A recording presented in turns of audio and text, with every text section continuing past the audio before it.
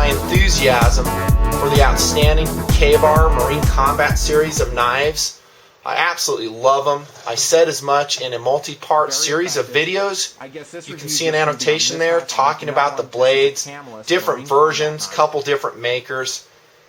The reason I am so sold on the design and the reason it often accompanies me on Nutnfancy adventures to be included in survival kits, both military and civilian variety, is because it is so capable for its 15.5 ounce carry weight. And that's generally what most K-Bar, and I just say K-Bar, you can say K-Bar, doesn't matter. That's generally what most K-Bar knives are going to weigh out at, 15.5 ounces. For that carry weight, you're going to have a knife that can split wood, do utility tasks, offer a very effective fighting knife if you have to employ it as such, heaven forbid. And it can chop adequately. There's a lot of knives that will chop better than a K-Bar just due to the weight. I mean, if we get a big old blade that's heavy, it's going to chop better. That's just physics. But overall, the blade is outstanding. And it has that flat pommel you can hammer with. And you can see I've done just that with this one. In fact, you might recognize this particular sage-colored fighting/utility knife from K-Bar from my deer snare videos. And it was one of the tools I used to construct that deer snare, and it functioned well. Allie really liked it. Anyways, this is a great blade, and the reason I'm making this video is to give you an update on a modification of just such a knife, and I'll do that here in just a second. Now, thankfully, K-Bar does provide some very cool and useful colorations of the blade. This, of course, is what I call the sage green model. They also have offered it in the desert tan, and those are both good looking colorations. If you don't like a coloration of your knife though, and maybe you've already purchased it and say, you know what, I'm just really not happy with it, with DuraCoat, here we go again, you can change it, and that's what I've been doing, and I'm going to continue to do that on a number of different items I own, not just blades, but things that I think would benefit from one, a rust-resistant coating that's durable, and also just the improved looks, perhaps.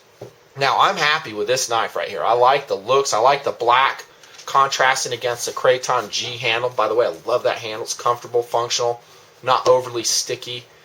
I'm going to leave this one as is. It's good looking. 1095 version is this one, of course. Also offered in 440A steels, D2 steels. And the 1095, if you take care of it, is going to be just fine. However, it does have that exposed edge you're going to have to keep oiled up so it doesn't rust in high humidity environments. And that's just a trade-off of having a very resilient and tough steel that's cost-effective. And that's another reason I love these knives. They're just not going to break the bank. You get so much knife for your money, it's not even funny. I know, I'm kind of going over the stuff I went over in my vids, but can't help myself. I just love them. Anyways, back to that older blade. Now, you perceptive subscribers may have seen when I was shooting this knife, the Ontario Rat 1. I shot it in Coyote Brown DuraCoat, and how you doing? I've been using it as an EDC blade for several weeks now, and you can see that there is no discernible wear on that DuraCoat coating. I've opened cardboard boxes with it, ripped open packages, cut food. Haven't skinned any game with it yet, maybe sometime, but it's not wearing, and it's not wearing off the handle either. Good looking blade. Isn't that an improvement? When I was shooting this blade, though, you may have seen in the background that old Camillus Marine Combat knife that I've had in the inventory for years lurking in the background. And I think a couple guys said, oh man, you're going to shoot that blade? Yeah, I did. And that's the purpose of this video, because I want to show you how it turned out. And voila, here it is. This is my old Camillus version of the Marine Combat knife, now wearing Coyote Brown DuraCoating. Isn't that hot? Hot looking blade. Now the handle is not DuraCoat. The handle is a substance called Camo Form. This stuff here. I think I've mentioned it to you guys before. It comes in different brands, so don't get wrapped up. Pun. Don't get wrapped up in the brand, but this one works good. And let me talk to that really quick. Camo Form is basically like the medical bandage material, and it adheres to itself and not the handle. So you have to wrap it around, and then once you come all the way around, it will adhere to itself. And it is a perfect handle material, I think, over the stacked leather washers of this older Camillus Marine Combat knife. Does increase the thickness a little bit. That's a little bit of a trade-off, but it's very comfortable. I expect it's probably going to fade with some hard use, but I think it's an improvement, and it completes the look in a really easy way of that tan blade. Love that blade. Now, and when the coating was soft, and I told you this when I did a Rat 1 update, excuse me, I took a single-edged razor blade and I just carefully razor bladed that edge off so I could expose it. And I guess I could have left it on and just let it wear normally, but I wanted kind of a clean line on the blade. Yeah, I'm a little bit anal that way. I like it nice looking.